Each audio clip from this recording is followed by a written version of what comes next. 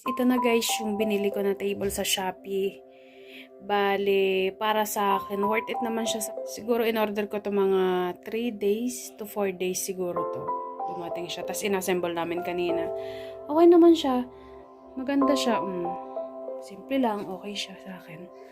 At least meron ako ditong table. Hindi ako sa bed nakaupo na. Ang sakit sa likod.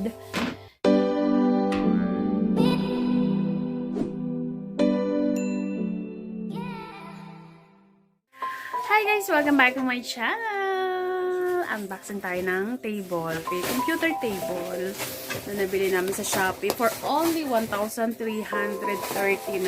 pesos. Tingnan natin kung worth it o hindi.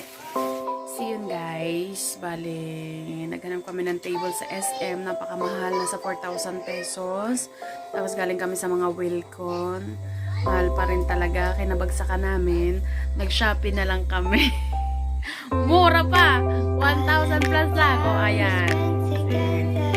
Kita mo yan? Mura. Ayan.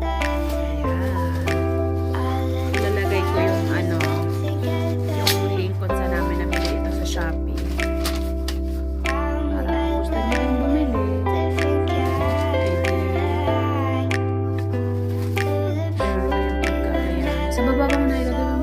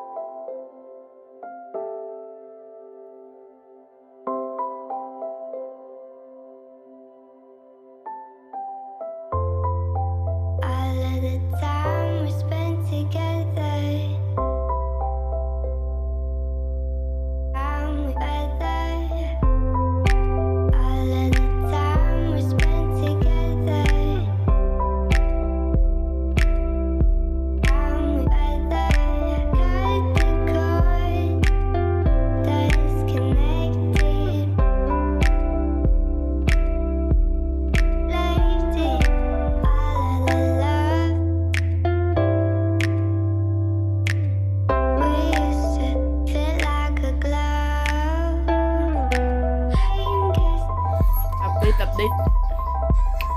Ayan na. Update sa ina-assemble mo.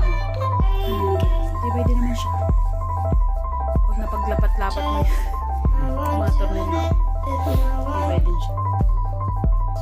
Okay na okay din siya. Ang kwarto.